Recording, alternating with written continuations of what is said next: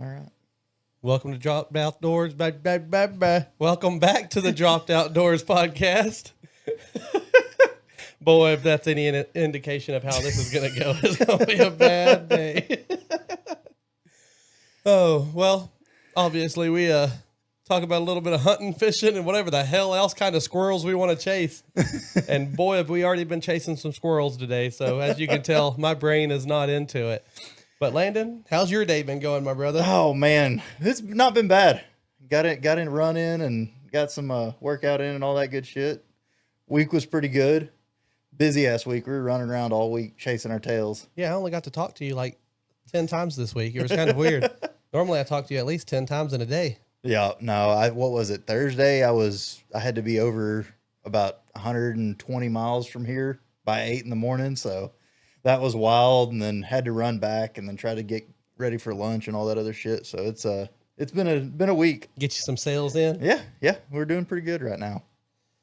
My week was, it's hectic in its own way because I'm finishing up the ass end of being in the office. Yeah. Getting ready to really take that push into going full blown on the road sales. So it's like playing that happy medium of doing both. I'm trying to plan out where I'm going to go, who I'm going to go talk to, all that good shit, on top of trying to keep up with my shit I'm already doing so they don't get behind before I walk out on them. Yeah, we'll leave them high and dry.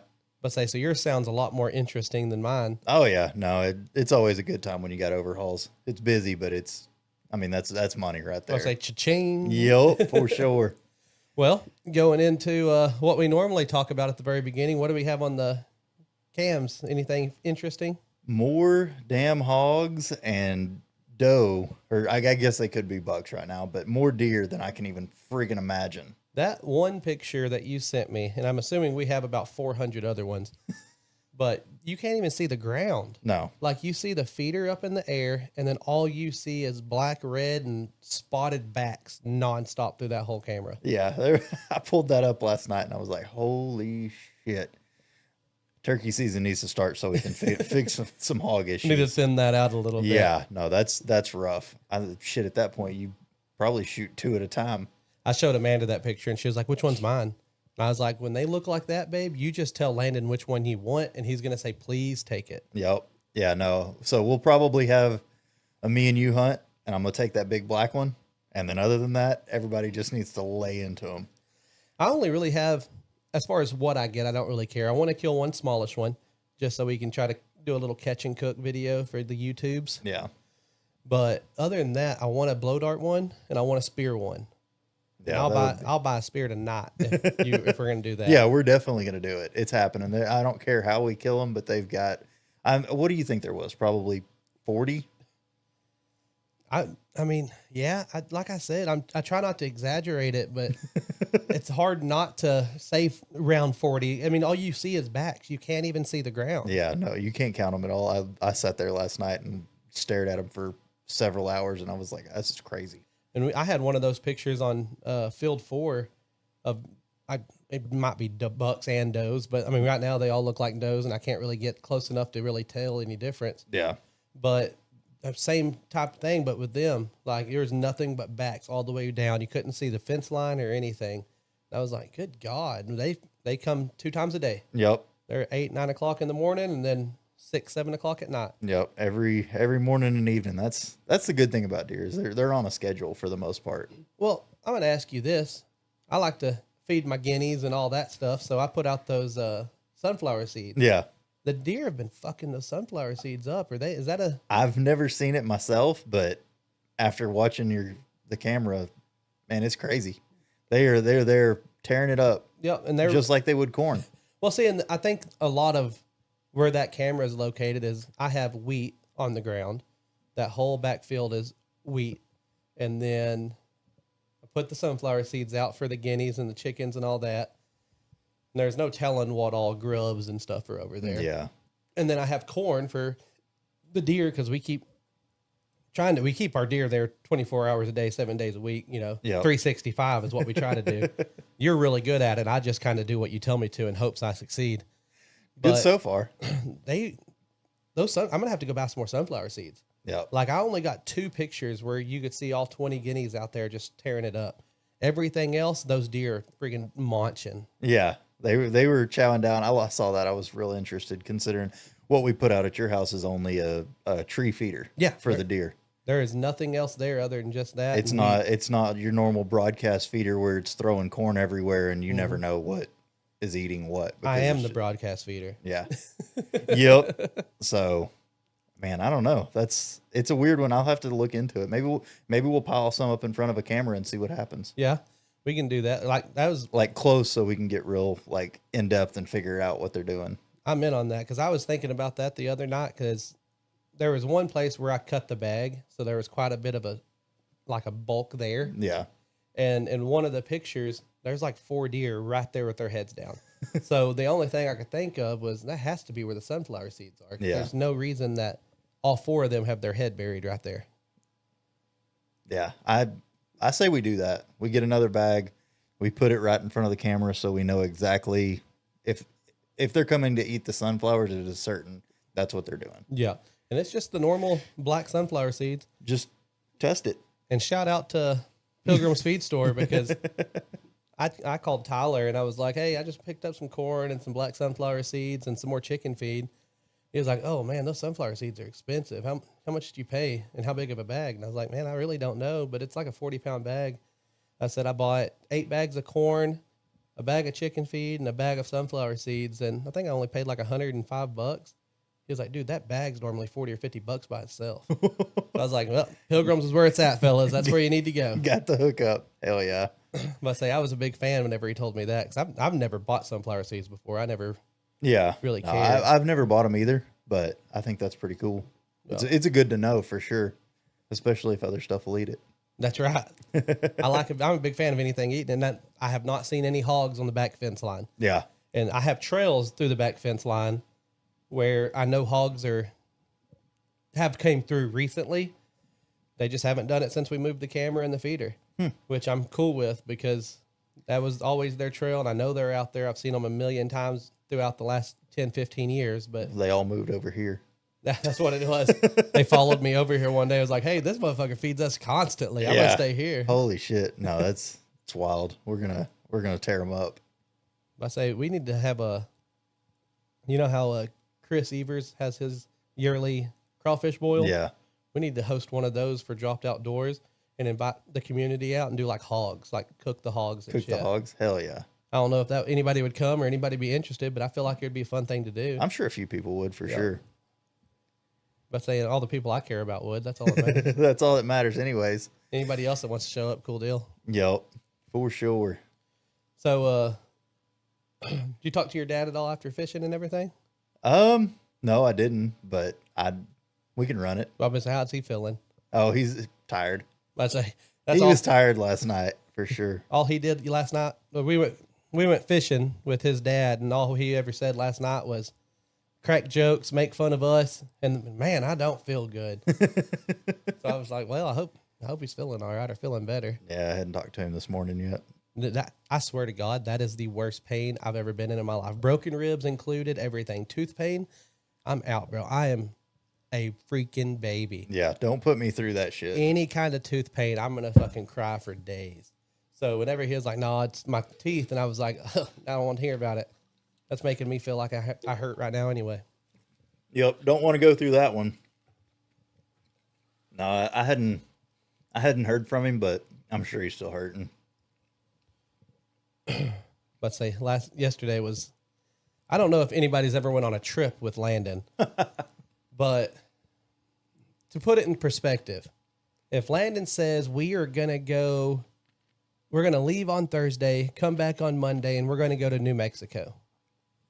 We will leave on Thursday. We will come back on Monday, and we will go to New Mexico. Now, if he tells you we're going to leave Thursday at 8 o'clock in the morning, we're going to go here first and then here, and then we'll be there by 10 o'clock. You might not even leave your house till at least 2 or 3 o'clock in the afternoon. My guy does not exactly stick to plans well, and I figured out where you got it from yesterday. Your dad was getting those boats out so he can move it from the lake house to the river house. More money than sin. But just being out there, that was the funniest thing because I'm keeping my mouth shut. I'm just crawling in the water to help you push and just do what a guy that's helping out is supposed to do. Listening to you and your dad with your chill ass personality of whatever. Yeah, we'll do that. Oh, you don't want to do that? Okay. Oh, you want to do that now? Okay. And your dad going back and forth with indecisiveness had me rolling. Oh, Like I was laughing so hard that I was just like, so are we going to do this or what? Like this water does not feel great and I'm nipple deep in this shit. Like let's make up our mind on what we're doing. And then finally you were like, just start pushing this motherfucker. We're going to get it out of here. we're getting it out of here. Well, I mean, we had to get it. I didn't want it to get beached at some point. Yeah. And that way it's out and he can do whatever he wants to with it. But no, he was back and forth and couldn't really decide what he wanted to do. I was laughing my ass off. I was like, oh my gosh. But say, and in his defense, it was blowing like 50-mile-an-hour gust. He don't want his nice pontoon and everything getting beat up against the metal rods and the pillars and stuff with the dock. No, I get it. But I was laughing so hard because it was like, you know what? Screw it. Let's get it out of there. We'd drop it down a little bit, about a foot down closer to the water. Well, I don't know. Let's wait. Let's see what. And I'm like, man, we got to do something. Like, we're just sitting here hanging right now. Yeah. And I think that water was probably about 60 degrees yesterday. It was chilly. It definitely made my voice a little bit higher pitched. I'll put it that way. It was not fun to be in there until you got numb. Yeah. Well, especially when you end up on your ass in the water, that was pretty cold. Dude, that was so funny too, because it wasn't 5 minutes before I almost fell, and I was like, "Oh, I caught myself. That would suck." And then I turn around and you're laying in the water. You're like, "Yeah, I fell." Just went down. Oh yeah, no. So tell me about your day, because you wore the hell out. I came over here, guns a-blazing. I'm talking shooting from the hip, talking all my shit. I mean, even your wife was like talking shit back to me, and you were just glazed eyes, like just... Yep. Just relaxed. No, so yesterday took it out of me. I think yesterday has a lot to do with it. Being in the sun all fucking day. Yep. But then, my wife didn't get home till 9 this morning.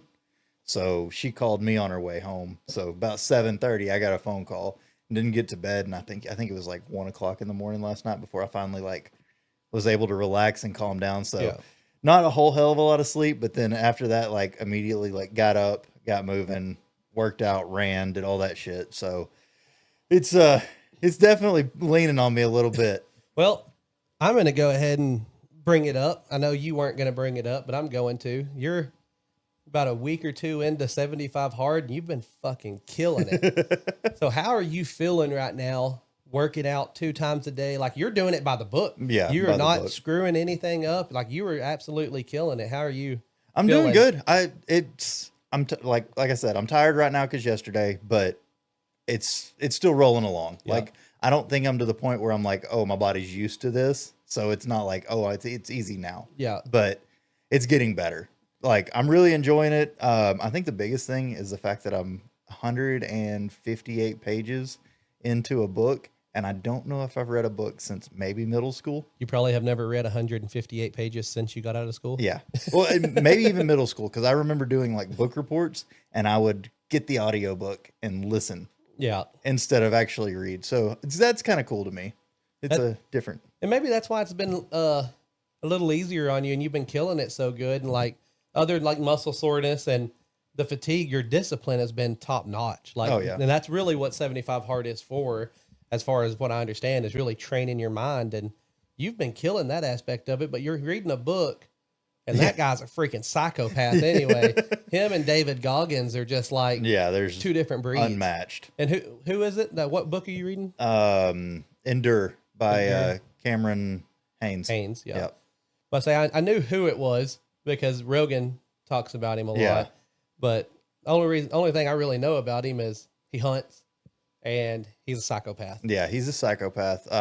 He's completed multiple 100-mile marathons, and at least one that I've read into the book so far, 200-mile marathon. That's insane. But we were talking about one of his little runs that I guess you just read upon, that he ran 8 miles and it only took him an hour or something. And you're like, how is that even possible? Yeah, how is he it's straight? And that's what in the book, he was talking about how he was like, yeah, I got home from a run and then was like going to take my kids to this movie they wanted to see. Well, he took them, set them in the theater, and was like, "I'll be back here in a little bit," and like went for a run while they were sitting at the theater just to get a few more miles. And I'm like, that's insane. That is nuts. I wouldn't have even been in the right clothes.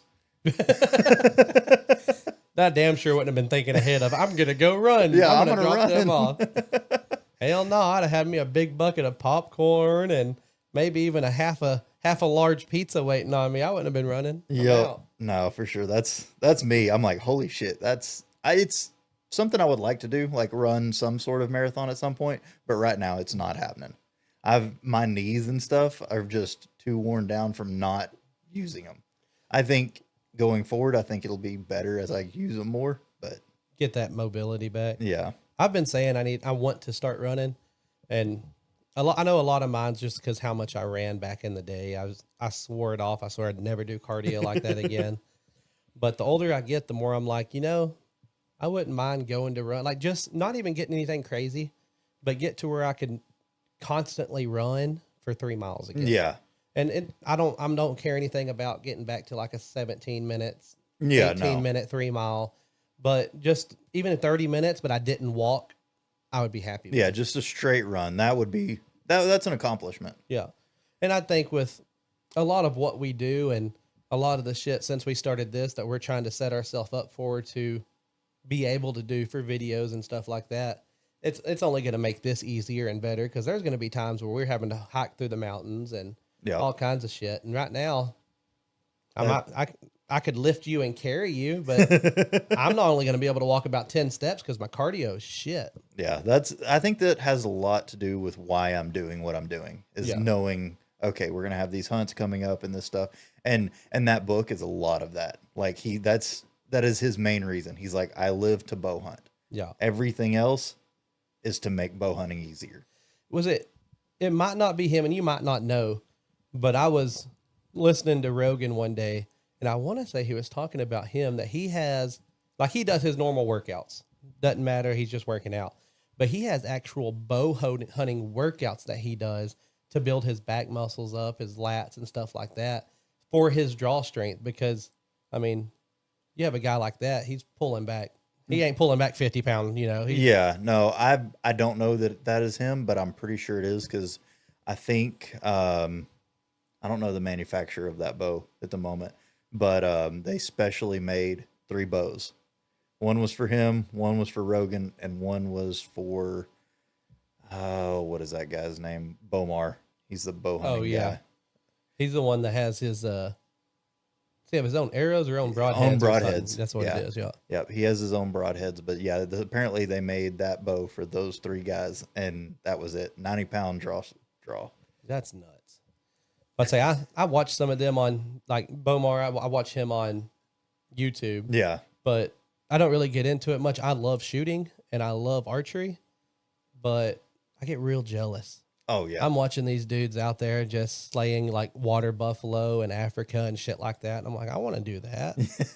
Like, this isn't even fun. Let me go out here and shoot my foam target. It's ass cheeks. Yeah, no, they do a lot of that shit. And I think that's goals. I think that's kind of where we're headed, the direction we want to go. Yeah. And so I think we're making the right steps. Yeah. It's a lot of that. We're trying. Yeah. And that's more than what 90% of people can say. Yep.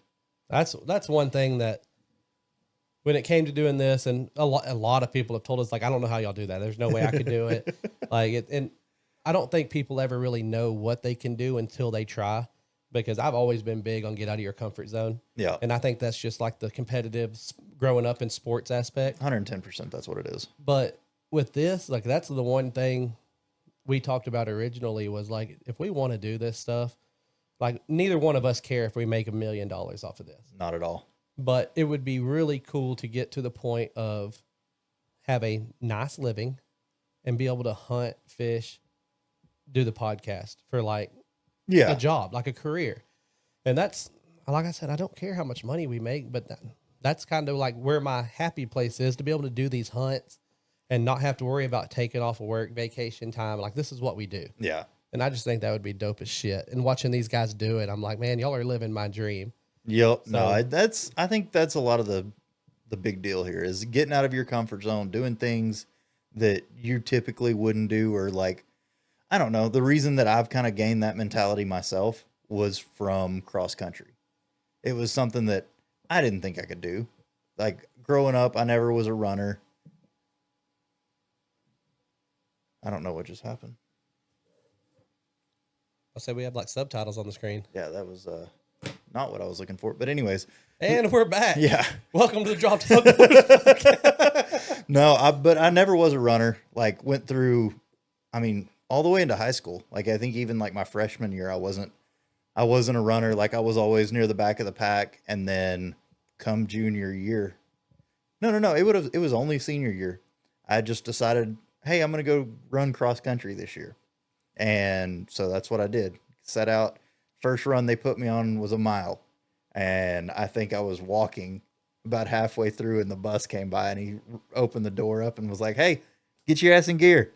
And so from there I ran, and then it just got more and more until I was putting down 8 miles a day like it was nothing. Yeah. Or 8 miles in one run. Yeah. It was, so that was the thing that kind of in my life showed me, hey, you can do this. You just got to try. You just got to turn your brain off and go. Yeah.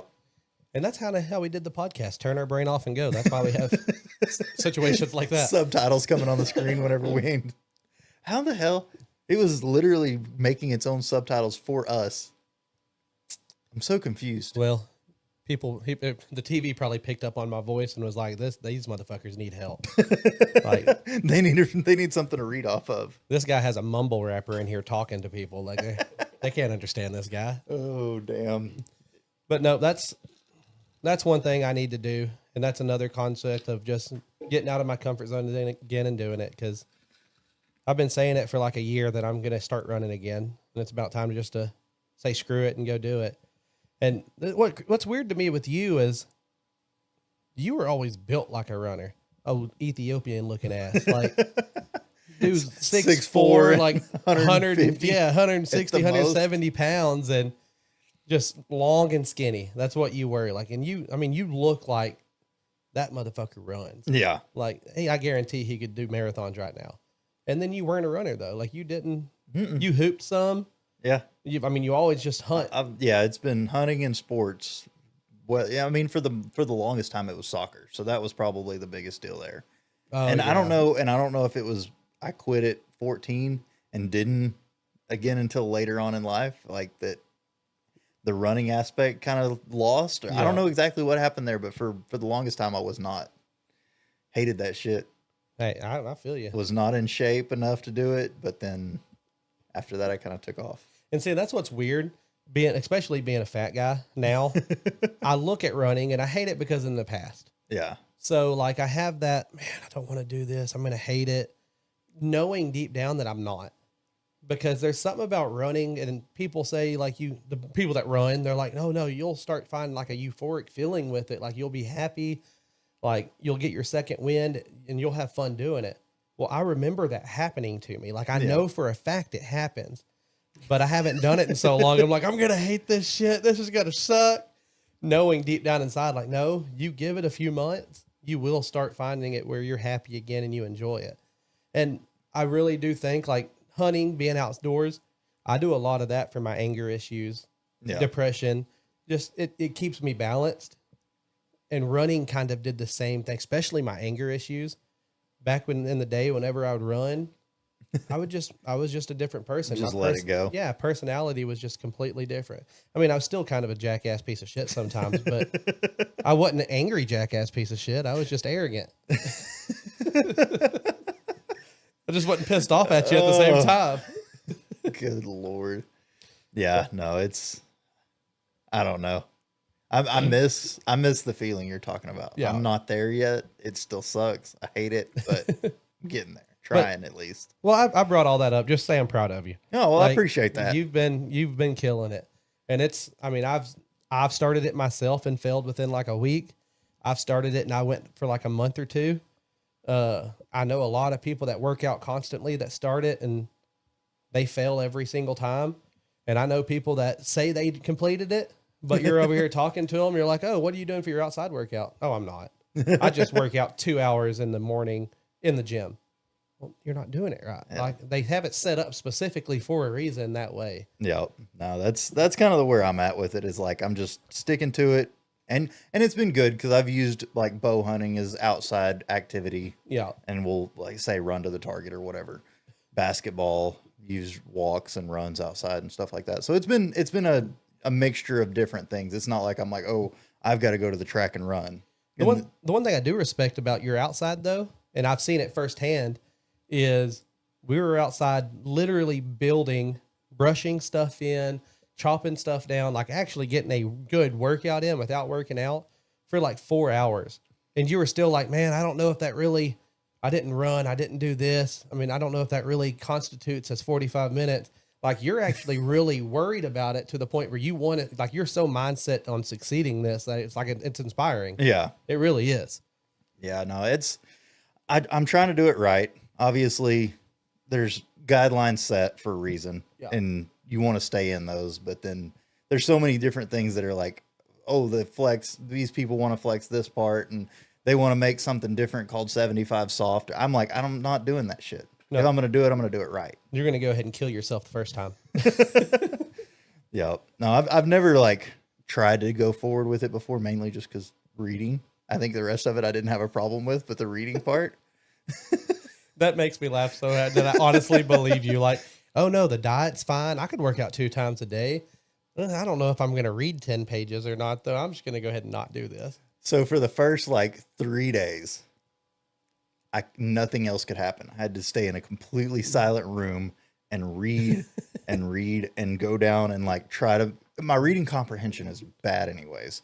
Not using reading for a really long time. It's rusty as all hell. And your natural personality is kind of, I wouldn't say ADD, because you can literally ignore me, not look at me, and I think don't even know I'm here. And then you can rattle off exactly what I said. Like, no, dude, I was listening to you. I was doing something else, so I wasn't going to stop what I was doing to stare at you to make you feel important. Yeah. But you understand, you comprehend, you know. I wonder what it is with reading that has you like, where you're chasing squirrels nonstop, where you can't understand it. It was so bad. So I think probably day two. I was sitting there reading. Ashley got home, walks in, and she's like, babe, you want to hear about my day? And I didn't say anything because I'm like laser focused. And I knew if I took my eyes off of this one word, it was over. I was going to have to read the whole page to try to figure out where the hell I was and what the hell was going on. And so I ignored her. Terrible idea. Horrible life decision. Obviously. And so I'm sitting there and she like looks at me and she's like, babe. And I was like, fuck, here we go. And I'm like reading and trying to get to a stopping point. And I'm like mid paragraph and I'm like reading, trying to put in as many words as I could. And so she walks over around to the side of the bed and stares at me. And by then it's all gone. I've already lost my spot. And poor Ashley, she'll never understand because she is so freaking smart. Like, I sound like a dumbass. I act like a dumbass. But, I mean, even intelligent people, I never realized you were that intelligent. Like, with the things I know. Yeah.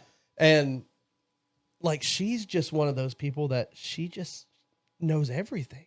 Like, I'm sure I'm making her sound really good. And I'm not trying to be like, riding up on her shirt tails or anything, but everything we talk about, she knows about. And like, she is a very intelligent, super smart person in general. Yeah. So she will never understand what it's like for us being as stupid and thrown off as we are sometimes.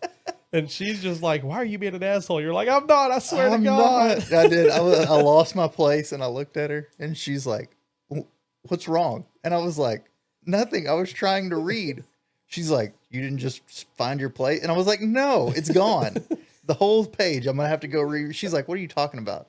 And it just did not understand where I was coming from at all. I was like, listen, it hurts to be dumb sometimes, and I'm sorry.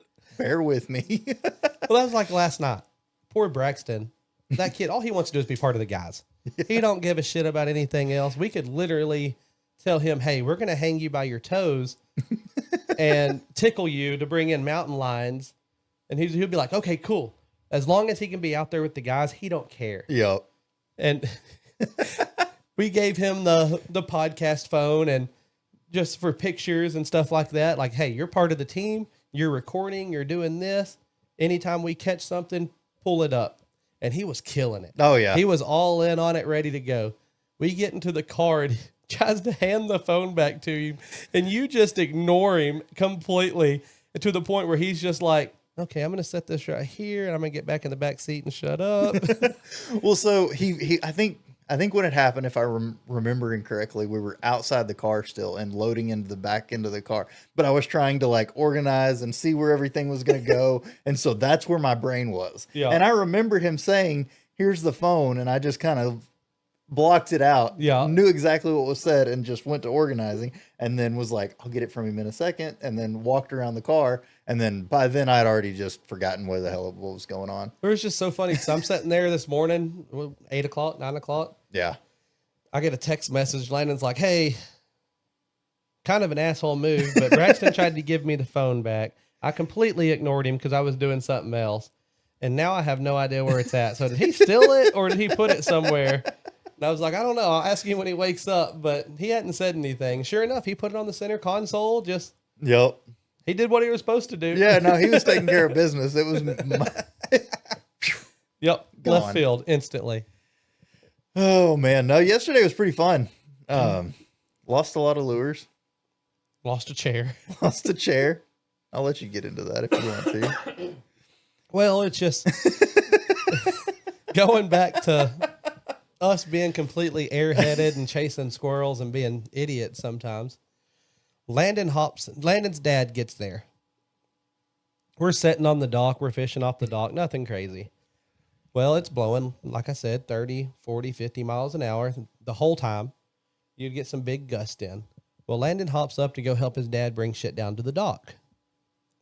Well, his chair instantly tips over. So I grab it, fingertips, yell at Braxton, come sit in the chair, blah, blah, blah. Save Landon's chair from just disappearing. Well, James gets down there and we're like, hey, we'll just set him in the middle. So I grab the chair. I go to scoop my chair over, set it down, take my hand off of my chair. This is all within about a 3-minute window, mind you. Take my hand off my chair to grab my fishing pole, and that fucking chair just blows off the dock, instantly sinks.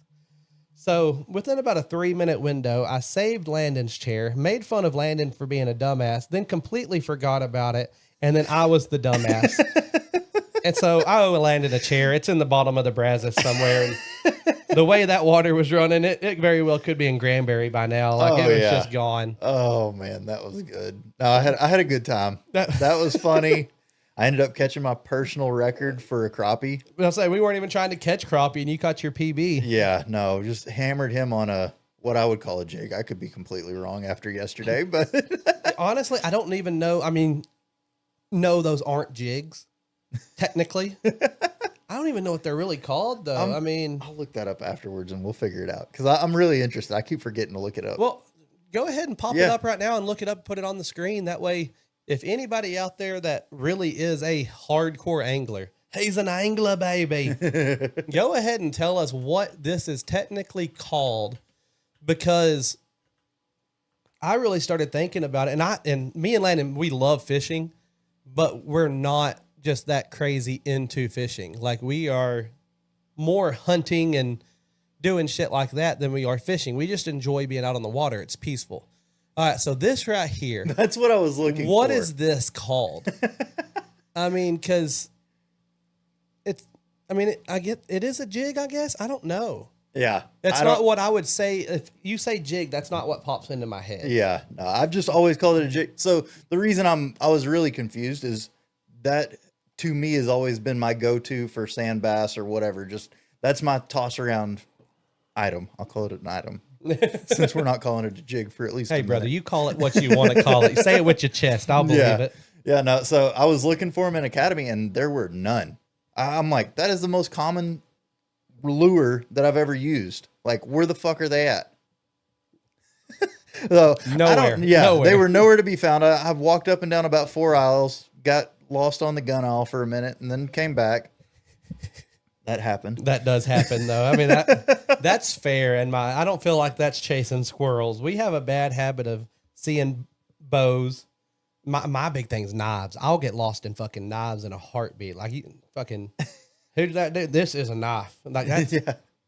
but we looked for probably 30 minutes for that Just right for there that and one. couldn't find it. Couldn't find it. I got the closest thing that I had or I had seen out there to it, and it was just the same kind of thing with a longer head and a spinner on it.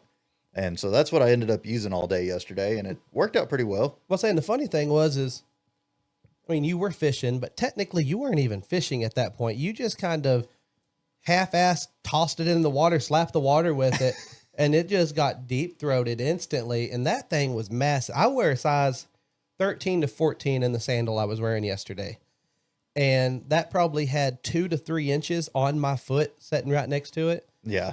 And I was like, good Lord, like that is It was the biggest one I've ever seen, but like by a little ways. I think the only other one was a private lake, and those were just massive that they had out there. So, but so the biggest one I've ever caught was on a private stock tank. And I mean, again, kind of cheating because they're definitely controlled. Yeah. But yours probably had 4 inches on mine. Yeah. Mine might have been as fat, but definitely not near as long. Like yours looked like a fucking largemouth bass. Whenever I pulled it up, that's what I assumed it was. So I was fishing on the dock, and obviously because the wind was going crazy, I didn't stand up out of my chair to pull it out. So I went. Why do I feel personally attacked by that? Yeah, that might have been a little bit of an attack, but okay. That's oh man, but no, I went to pull it up out of the water, and at the end of your reel there, I tried to pick it up, and I was like, shit, we're gonna lose this thing. So I'm like picking it up, and I was like, damn, like it felt like a largemouth, and then once I got it over the edge, I was like, what the? It's a crappie. The damn dope crappie got me. But saying you caught a decently sized sandy as well. yeah, I think it was probably a 13 to 14 inch sandy. But say that was probably, I mean, what, 3 pounds? Nah, I wouldn't call it that. But say it was probably close. Was it? Yeah, I would think so. Oh, okay. I mean, I might be off by a little bit, but I would say it was over 2, I would think.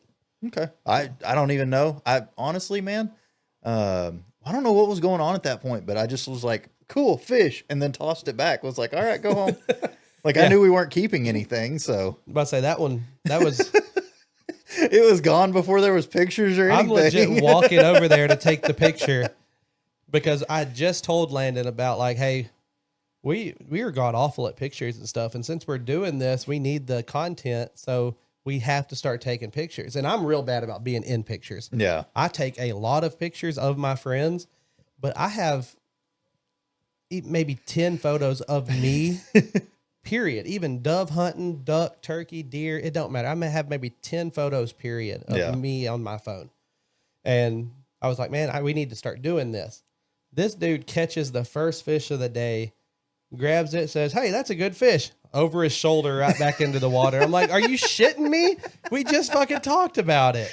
Oh man, yeah. No, I don't know where my head was at, but it definitely wasn't on, hey, let's get pictures or videos or any of that shit. It was just like, we're fishing. Well, I would say, I think we're still new to the content side of things too. So, I mean, go ahead and tell your story of how you completely failed on us getting any content yesterday with video.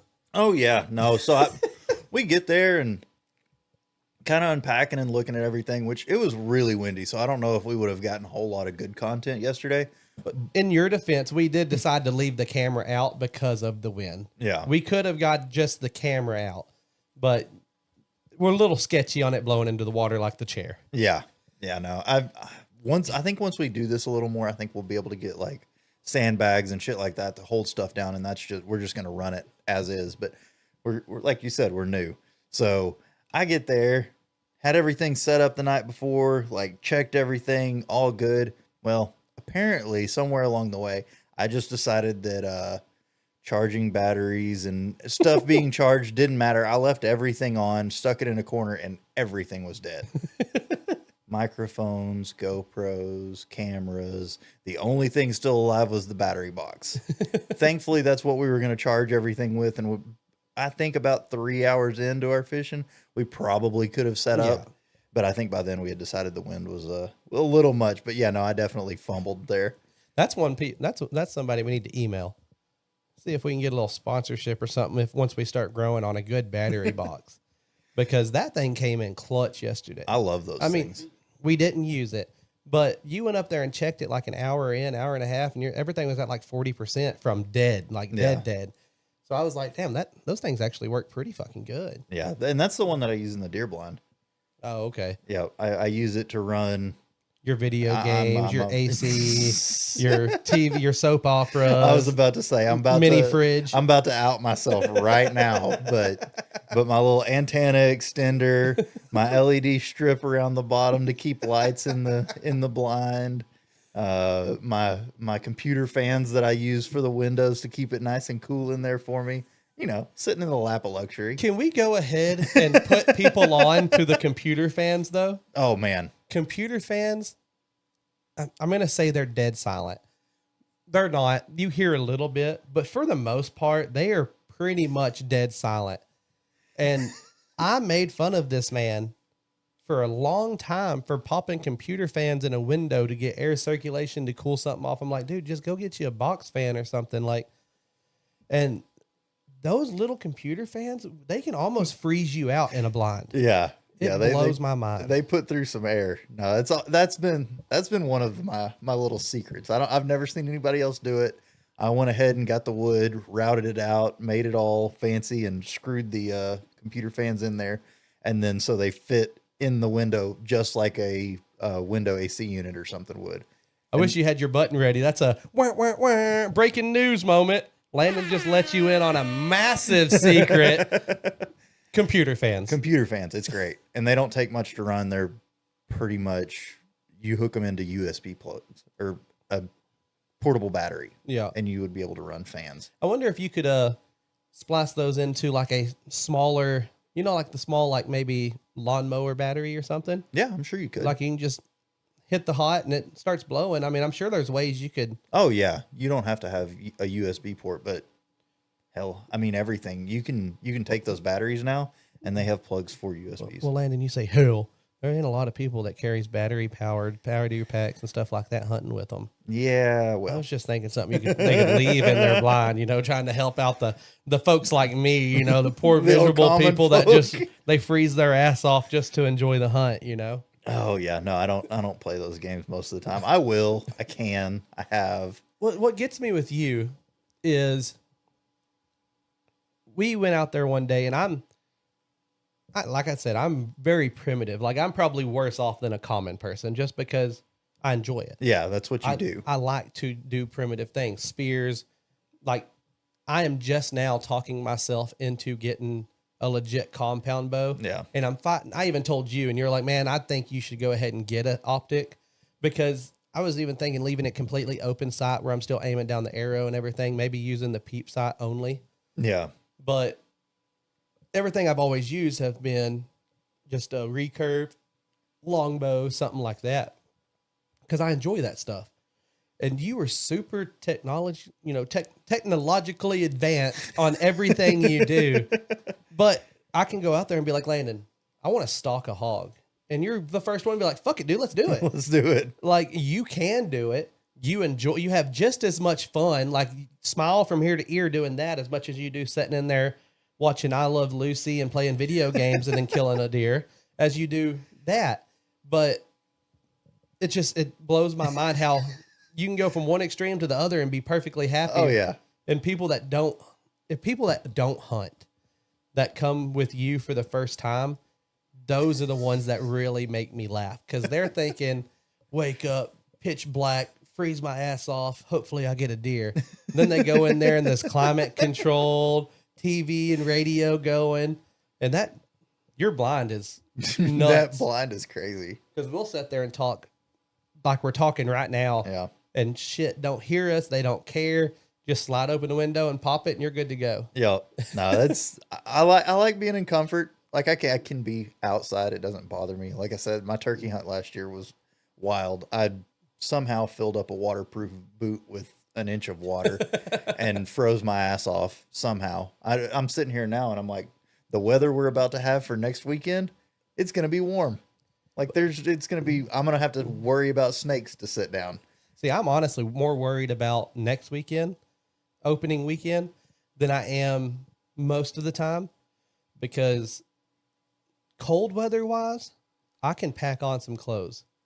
Warm weather, there's only so many layers of clothes I can take off before somebody starts yelling at their mamas and telling them, you know, call the cops. And like we talked about, I think last week or 2 weeks ago, me with my clothes off, I look like a fucking Sasquatch. Somebody's going to shoot my ass out there.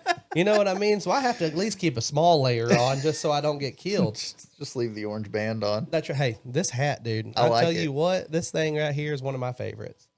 I like it. Big fan. It's just and it's very simple. And the rope hats. Yeah. I don't know when those became like a big thing again, but I love these things. I am a big fan of it. Oh man. Yeah, no. I'm ready to turkey hunt. It's not gonna be nearly as cold. Like I said, I was freezing my ass off last year. I was in there shivering. Like opening morning, I was like, my God, I'm gonna die. I mean, this is Texas though. Yeah. We could have a blizzard, 2 tornadoes, and a hurricane all before next weekend. That is true.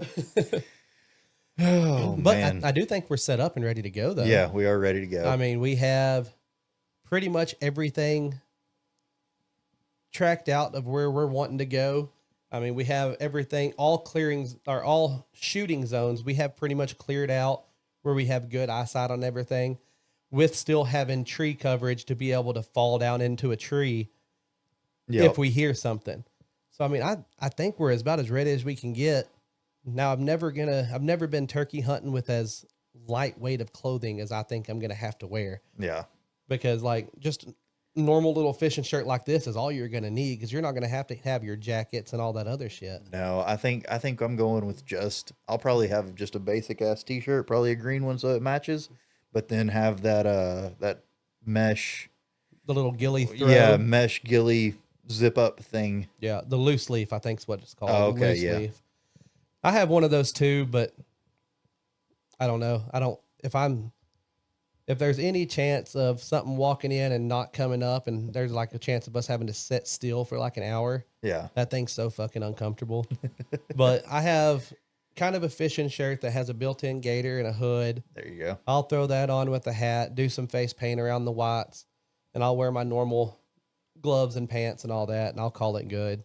But I am excited about it. It's going to be hot. Yeah. I have a feeling it's going to be hot, but I'm excited. Yeah, it was hot this morning. I got out there this morning, it was hot. The wind was still fucking blowing.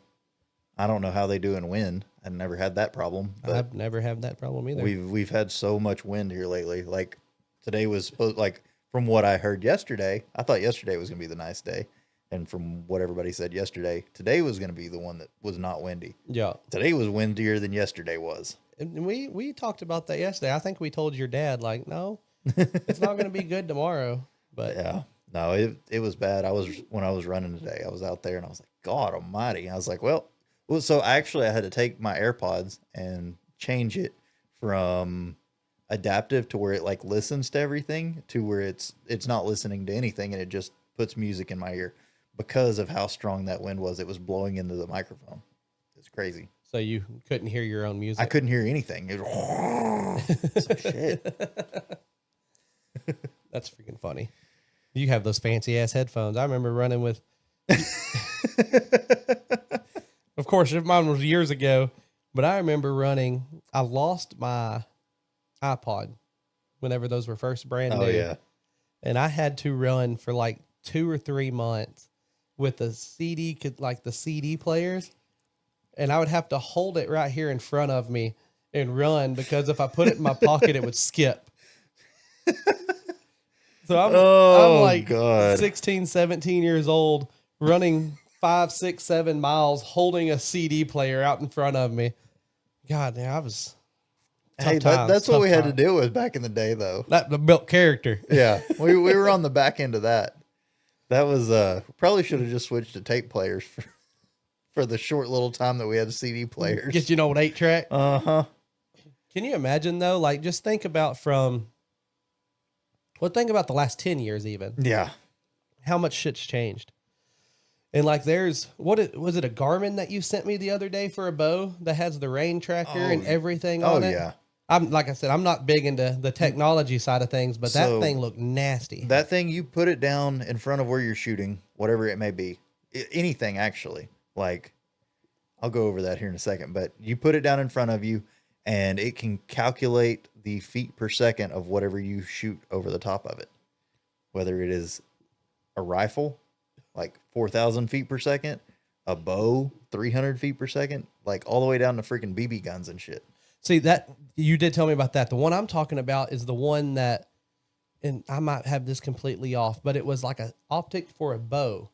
Oh, And like it yeah, puts yeah, your yeah, red yeah. dot basically where it needed to be. It calculated it for you, set it up in there. Like Yeah. you sent me that that, thing. and I was like, dude, that is nuts. Like all you do is pull back and let go, and you're like, yeah.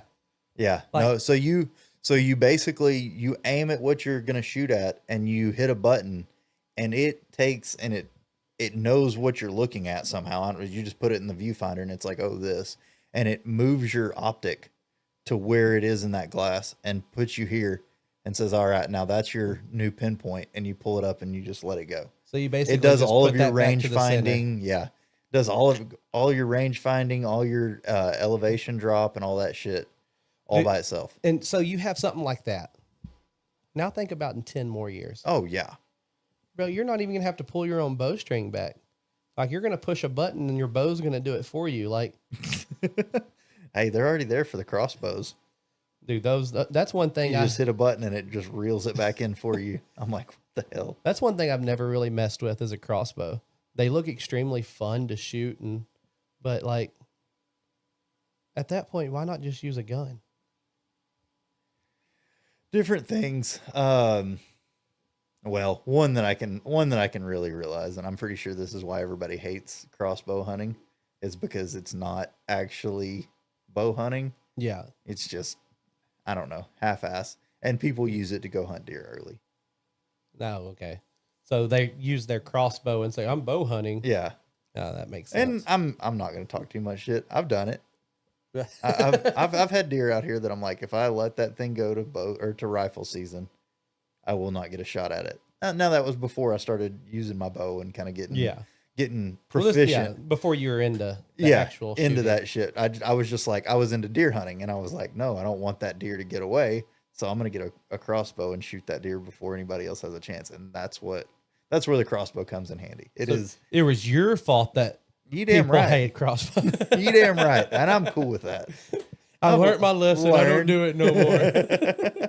I promise I won't do it again.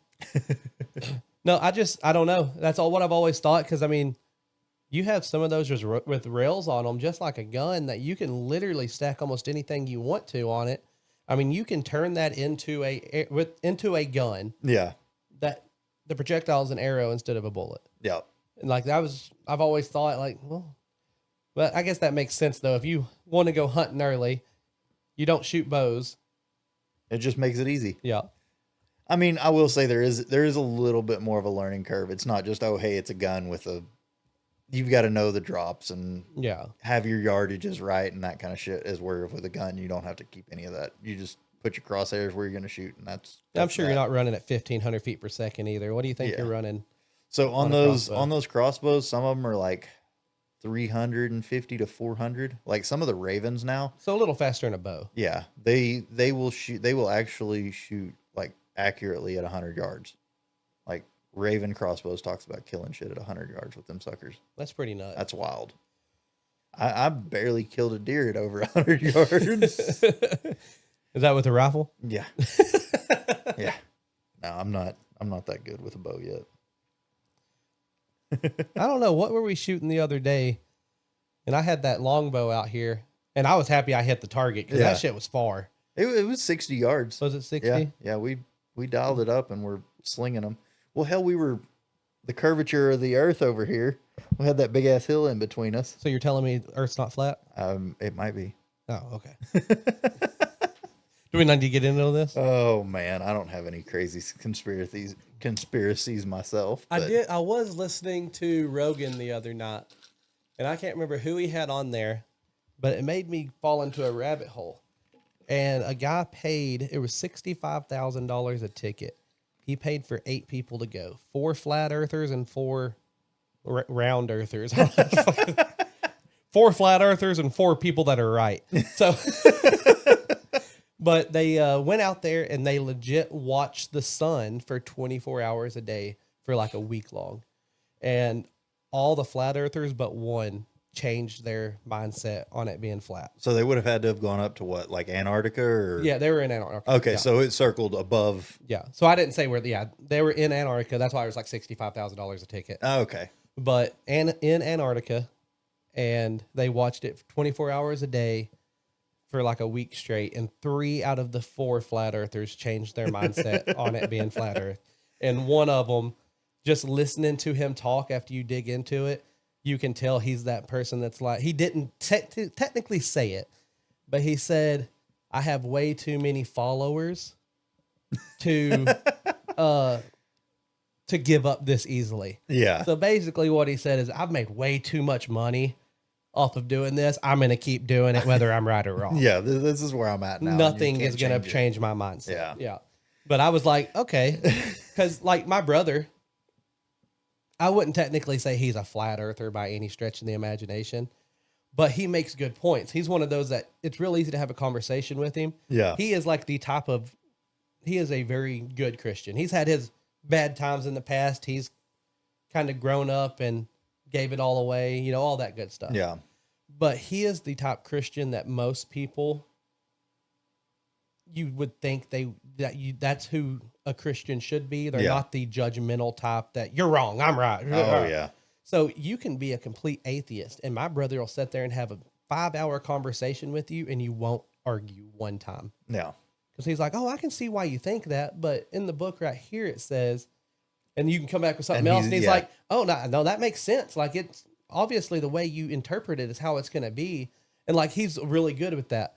So we've had some flat earth, round earth conversations, and he's pointed shit out to me where I'm like, yeah, I don't know. I can't explain that. That's kind of nuts.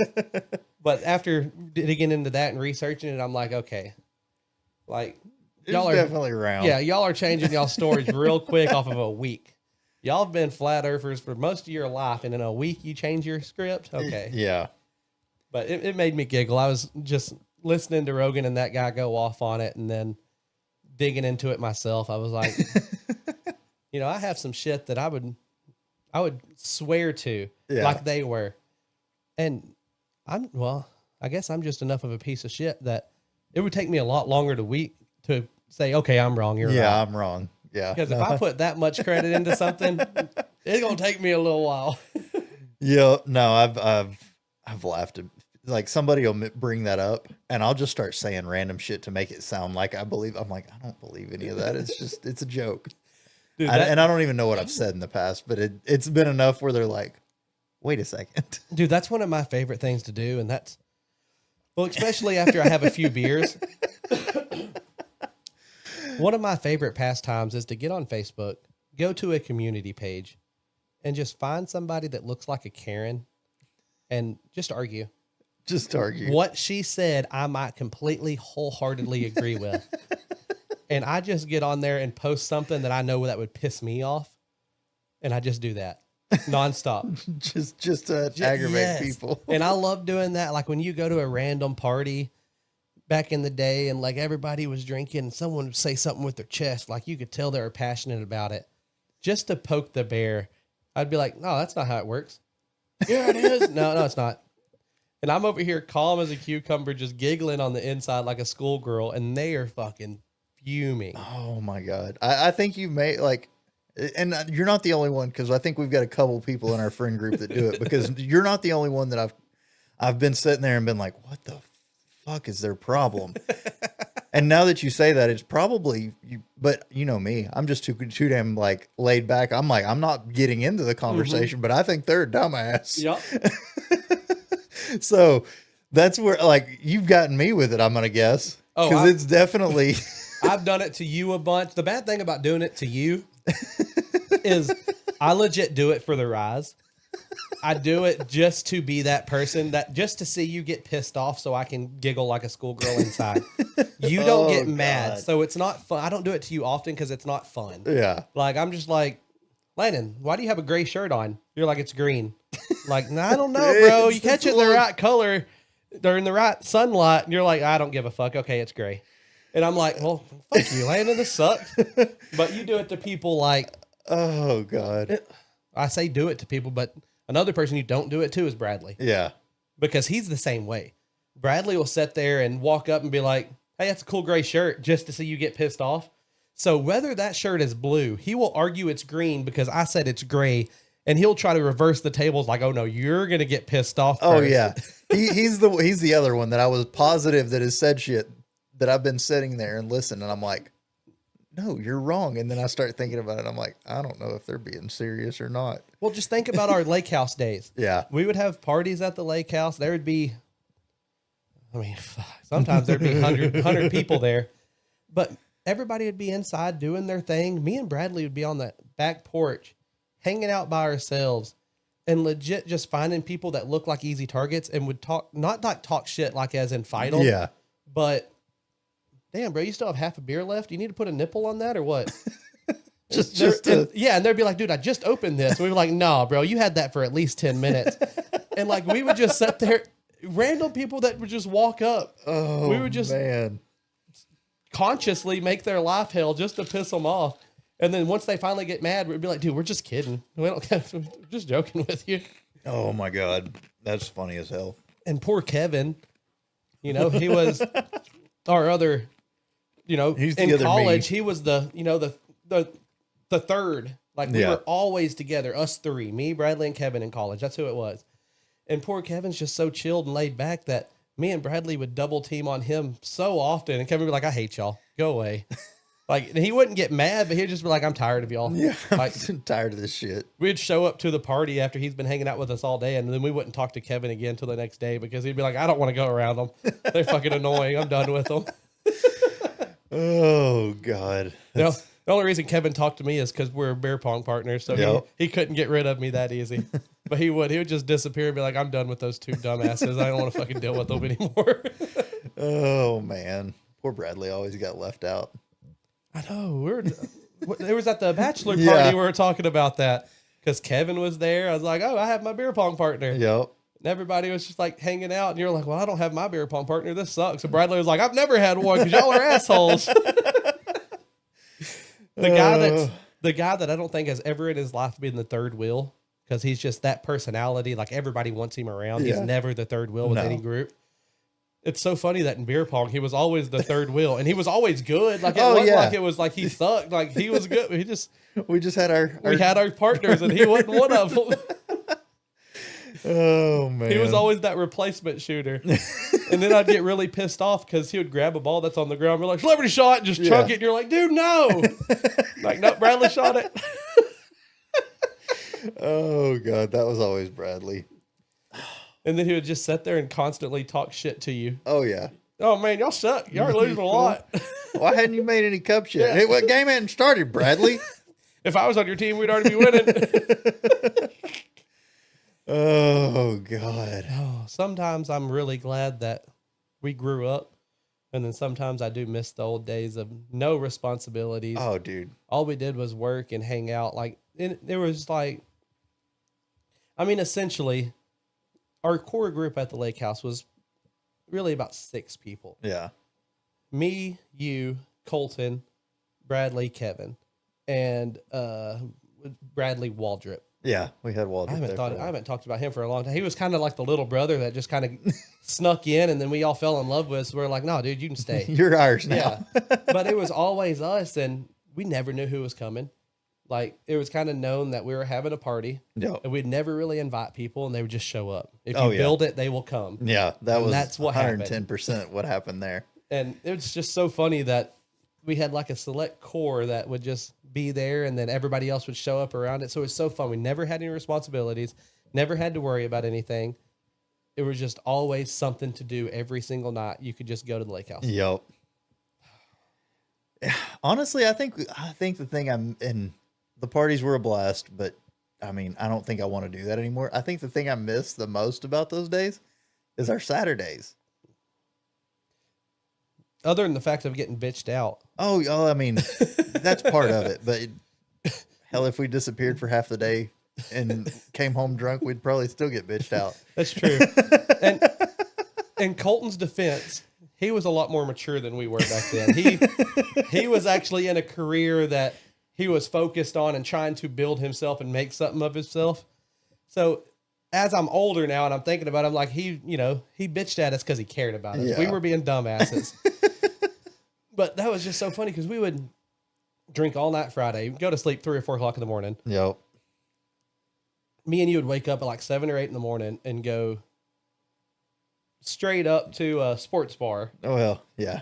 And we would just I think it was closer to 11. Like, I think 11. we probably cleaned up, got everything in the house back to normal, because Lord knows from the night before it was probably a disaster. Yeah. But got everything and then went up there at 11 and watched college football. It had to be because we'd watch football. Yeah, watched college football. And just drink. And that's it. And the bar was probably a mile. Yeah, 2 miles from the lake house. From the lake house, yeah. So before it got too carried away and we were like just crazy, you'd be like, okay, it's time for us to go. We'd go back to the lake house and keep on drinking. Yep. So by the time poor Colton got off work, no wonder he was so pissed off. We're all acting like idiots and sliding down water slides with no water under the dock and killing yourself like I did. But we were doing stupid shit. And he was like, guys, come on. Like, what are y'all doing? It's 3 o'clock in the afternoon. Like, oh man. No, I think my favorite, like, funniest part about that whole deal is I never watched college football. Like, still to this day, don't keep up with college football, but my God, for those 3 or 4 hours, that was my favorite thing. And that's what we did. Like, we had our routine. Colton went to work because he worked like, what, a half a day or something on Saturday? Yeah, he worked. It was a shorter day, but yeah. And so he would get up and go to work. We would get up about the same time, clean up the house, and then we would just go up there. And about the time he would be getting off work, we're like, okay, time to go. We get to the house about the same time, and we were still drinking, and he hadn't even cracked open a beer or anything. And, Yep. oh, that was always fun because I always enjoyed that because that was like us three. Yeah. And the days that Colton didn't have to work, it was to the mall and then to Hooters. Yep. The mall and then Hooters. That was all we did. And what was funny about that is at our age then, most people went to Hooters for one thing. Yeah. We went there because the wings. Yep. Like, there would be girls trying to talk to us, flirting to try to get their tips up. We'd be like, would you go away? You're fucking annoying. Like, we're literally here to eat. Like, we're chilling. No, since I'm a child, I went with the old mini burgers. Those sliders. Those, and then curly fries and some ketchup. Bro, we fucked up our fair share of curly fries. Oh, yeah. We would just get like the fucking big ass pallet of them and just sit there and destroy them. Dude, I wish, honestly, the amount of fishing we did back then, because we were at the lake house, we always had poles out. Yeah. Like, that part would be cool to do now. Just be able to toss poles and go fish every evening. There was times we would literally, I don't know if the fishing poles ever really came out of the water. We would go check it every 2 or 3 hours, rebait it if we needed to. And I remember times we would go check it in the morning because we forgot to at some point, because obviously, and we would have like catfish or something on the hook already. Yeah. We would just reel it in. Like, first thing out of the box, you wake up in the morning and you have like 5-6 pound cat on there. Yeah. Like, that was just so dope. Dude, I think my favorite thing that like I was good at back then was throwing the cast net. So we always had bait. So that was a plus. I think if we were trying to keep minnows and shit, it would have probably been a lot less. And see, that's one thing that I never understood. And maybe because both of us, it's kind of grown up throwing a cast net. And I've went fishing with other people and I'm like, oh, the cast net's over there, just throw it in there. And I'm doing my own thing. I look over there and these dudes are like tangled up in the cast net, all fucking, they're throwing it and it's still like in a ball. And I'm like, dude, it's not hard. I'll go up there and just throw it. And now the older I get, the more I see it, I'm like, people, that really is, I guess, a technique you learn. Like, people really don't know how to throw a cast net nowadays. I hadn't been around anybody that's tried, but I can imagine. Like, there's been people that I have had to teach how to throw, and we're 25, 24 years old, and I guess just throwing a cast net for, at that point, probably 10, 12 years. Yeah. It was like second nature to me. But if you've never been taught, I guess it is kind of a it's strange technique and release to get it to spread. Yeah, there's definitely an art form to it, especially if you've got rails on the dock and that kind of stuff. That's where I gained all my freaking muscle from, was probably that shit. Chunking that cast net off and just reeling it back in.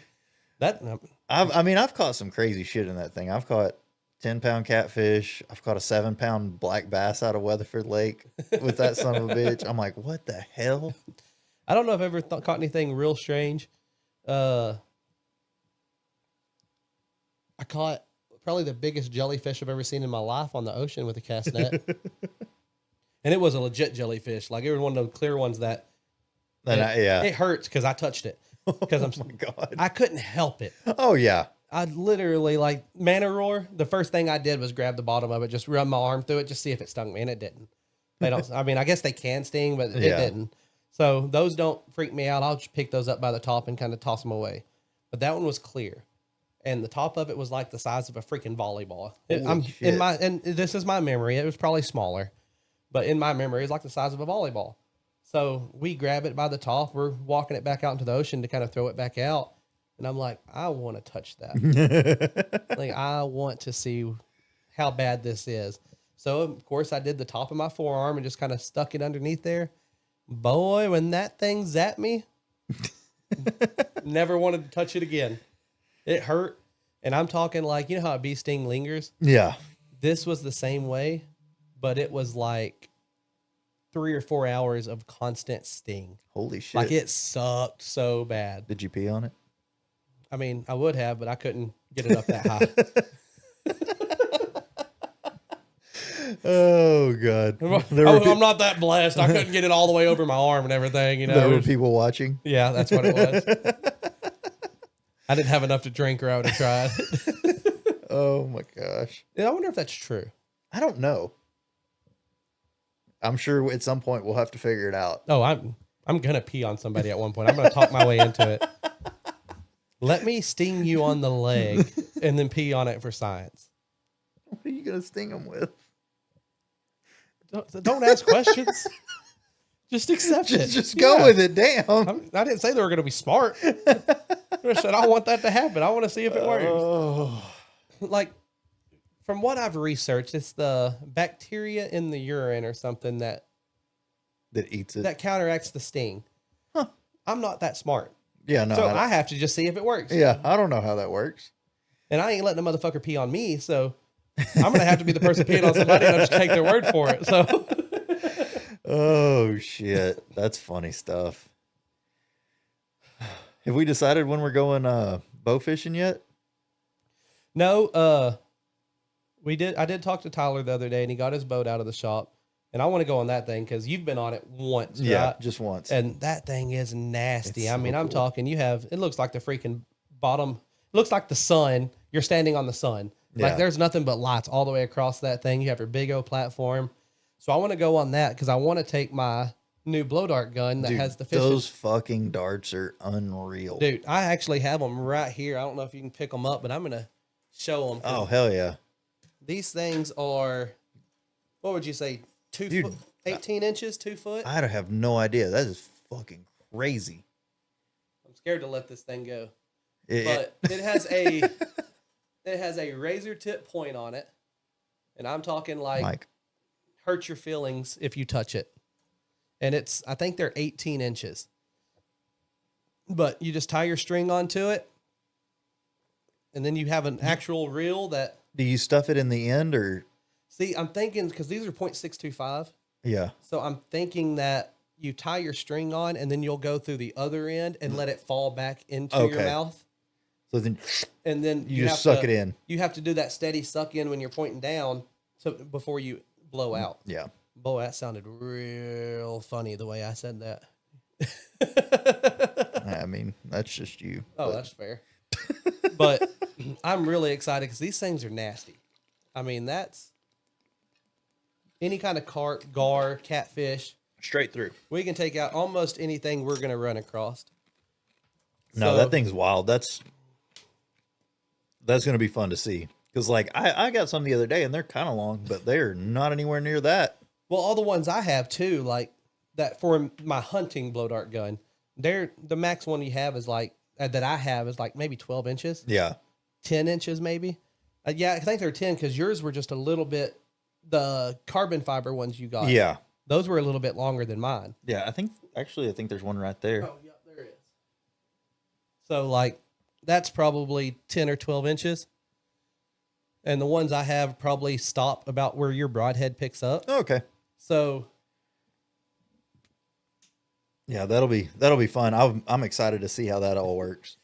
So it's going to be a blast. Have we decided when we're gonna go work on the boat? No, that's what I was getting at. He got it out. He wants to put. I mean, it's ready to go right now, but he's doing something to it. I can't remember if it's something with like the steering or something. I don't know, gotcha. like the dash, whatever. I don't know. It's just something he wants to do. And I told him we would go help him, and he said, "Cool, I'll take you up on it." So I guess we're waiting on him to get that done, but he's dead set on going out as soon as possible. Yeah. Once it's completed. So hopefully here pretty soon, because I want to break in that, because I want to go again. Cause so the first time I went with him, he only had right-handed bows in there, and I just missed everything. I didn't hit anything, didn't stick anything. So now that I know that I need to use a left-handed bow, I wonder if that's going to make a difference or if I'm just bad at that. I can hit a target all day, so I know I can hit stuff, but if I can hit a fish is a different story. Bro, that's kind of funny. All I can think, and this is my fucked up personality again, but the first joke that popped into my head, because watching a left-handed person try to shoot a right-handed bow is funny. Like, you look awkward. And all I can think of is that's like watching Helen Keller try to read a kid's book. Like, God almighty. it just don't work out. It's not going to happen. So needless to say, you didn't hit shit other than maybe some water every once in a while. Yeah, I had definitely hit water. I didn't hit the boat, thank God. But luckily for me, I probably didn't look too dumb because I'm right-handed, left eye dominant. So I need to shoot left-handed, but I was shooting right-handed that time. So it was you were over here trying. Yeah, I'm trying to lean over everything. Yeah, no, it didn't work out very well. So that's where I first found my love for archery, was bow fishing. And there's a place, Tres Rios in Glen Rose. Yeah. Brazos, Paluxy, maybe the Trinity, all running together right there. Okay. And where the Brazos comes across, the Trinity comes down, and the Paluxy comes into it. Well, they all kind of meet up right there in the center, which is Tres Rios, Three Rivers.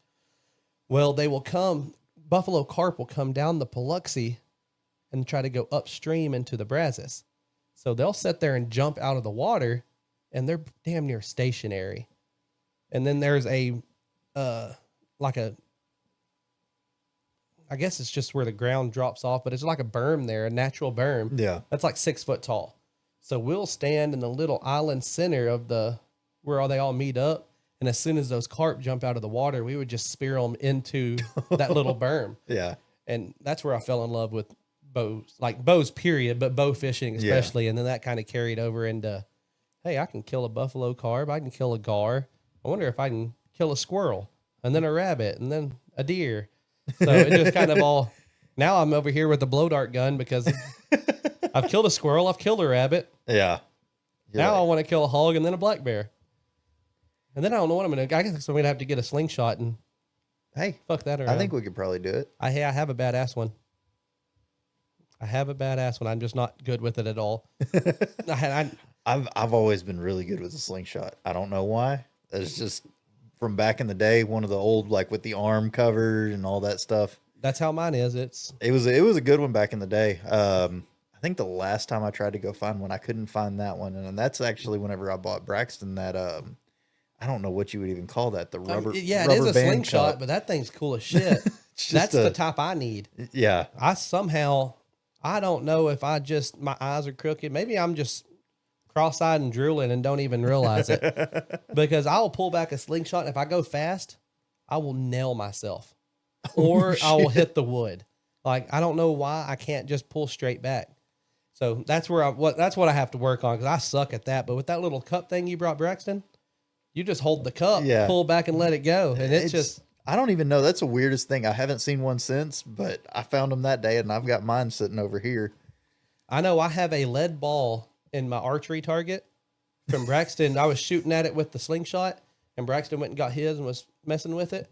So I grabbed it, and I was like, thing's kind of cool. And I pulled that thing back, and I guess my strength versus his, and it buried like 1.5 inches into that target. So I can't get it out. So I have like a perfect circle that's like 2 inches into that target that just stays there.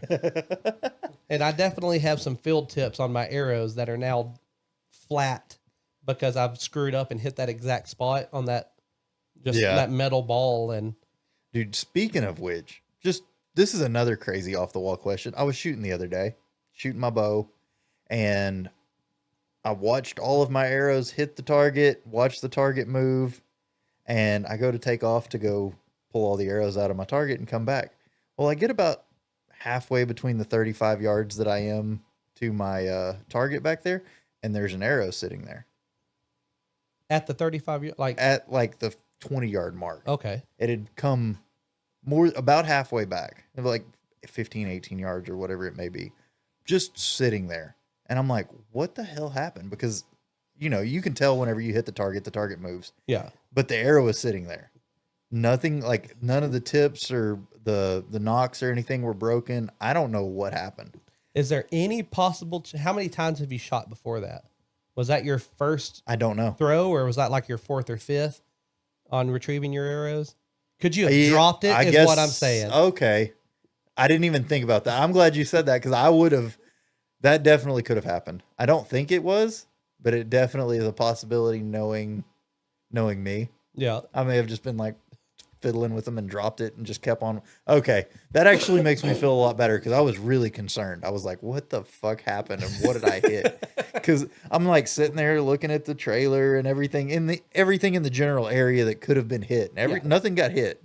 So I'm like, what is the deal? You said I'm no expert, but I'm usually hitting about a baseball size grouping from this area. Yeah. What did I do wrong? That one was way back there. And I was like, well, maybe I, dead nutted one and it just bounced it back or whatever. Obviously you think it would have probably split, but I didn't know. So I've seen some crazy shit happen. yeah. So I was like, okay, well, I'm going to ask Dusty that. And I forgot up until now, but yeah, that makes a lot more That's sense the only than thing anything I can else. think of, because there is, I don't see a knock. I don't see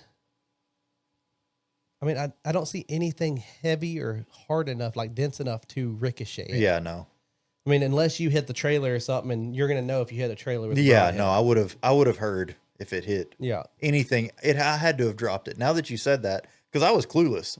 Up until you said that, I was just like, still don't know. Unsolved mystery forever. We have a lot of those out here. Yeah, well. It's like the little pygmy village you have running around that we catch them every once in a while. I don't understand I still don't know what those are. Oh, man. I did have an unfortunate one. I know exactly what happened, but I've never seen it really happen before. Yeah. I was shooting the other day. I sent you all those pictures because I'm trying to get my longbow grouping into like softball size from like, I'm working my way back. I want to get to about 30, 35 yards. Yeah. Because hunting with a recurve, I feel like that's a long shot. I'm normally trying to get 10 or 15 yards away before I shoot anything. Yeah. But if I can get to about a softball size grouping at 35, squirrels, rabbits, stuff like that, I can hit. Yeah. Well, I decided, you know what? Screw it. I'm going to walk back a little bit farther. I'm about at 40 yards. I'm going to just throw some at it from here, just goof around, not expecting any kind of grouping, just wanting to hit the target. Well, I shot one. Arrow hits the nock of another arrow that's kind of stuck in, because it goes at an arc, like an angle. So it kind of hits the top and stays flat, bounces off of the top of the target, and this thing glides across the top of the glass like it's skipping on water. Like I'm watching the arrow go like this. I get almost 200 yards away when I find that arrow. It went perfectly straight, didn't hit a rock, didn't dig into the ground. It just bounced off the grass like it would off of water, just skipped almost 200 yards. So like where my building is, where I shoot at. This was the fence that we have before you get to where I'm building my house, and then the back fence line. It was halfway between those two fences. Holy shit. Like it went through the fence and everything and just kept on going. And when I found it, it was stuck into the ground, fletchings up. So I saw it easy. Yeah. But it went almost 200 yards of just skipping off the grass. I've never had that happen. So ever. You had some unintentional cardio. Bro, you ain't lying. You're like, I'm just only going to walk like 30 or 40 yards at a time. We're going to be fine. Next thing you know, you're... And to tell you the truth, what's really bad is I'm one of those that pick all your shit up instantly. Yeah. Like I shoot my 24, I go grab them all, put them back in the quiver, shoot my 24, go grab them all. Yep. I shot my 24, went and grabbed 23, and then I shot my 23. And I saved that little bitch for the very end. I went out there and got it after I was done. I was like, I'm not walking down there and shooting some more. That's funny as hell. That's how fucking lazy I am. Oh, man. I don't blame you, though. I've never seen that before. I've never seen an arrow just skip like it was on water, but just on grass. Crazy. It was weird. And it probably wasn't the grass. It was probably hitting the ground, but it just had that perfect angle where it was still pointed up. So it just kind of hit and bounce and take off again. And I would say that recurve's probably full draw 70, 75 pounds. Yeah. So, it has some pressure behind it. But it was a lot more than you were expecting. Normally it hits like some kind of rock or some kind of clod in the ground that it just sticks into. And normally it's hard to find. Yeah. Because it's laying flat and you can't see shit. You're going to walk all over. How many arrows have we lost because of that? Yeah. No, I assume whenever I go to either mow or brush hog or till the pasture up or whatever this year that I'm going to have about. You're going to be shooting arrows again? Yeah. They'll be coming out of there pretty quick. Oh, well, we're sitting at an hour and 25. That was easy. I can see you yawning because you told me before this ever started. You were tired as hell. I was tired. We've killed it today. I like it. I don't even know what we talked about. I apologize. Wow. Yeah, no, you're not wrong. Well, let's go ahead and try to keep it consistent. Yeah. I'll call it there. Yeah, no, that's good with me. So thank you for tuning back in to another episode. Again, I appreciate all the support, all the comments, likes, everything y'all are doing. Please keep it up. If you don't mind, share it. Facebook, whatever else have you, just share away. We're trying to grow this thing. But nonetheless, thank you for everything you've done. Yep. Appreciate it, guys. All right. I'll catch y'all next week. Later.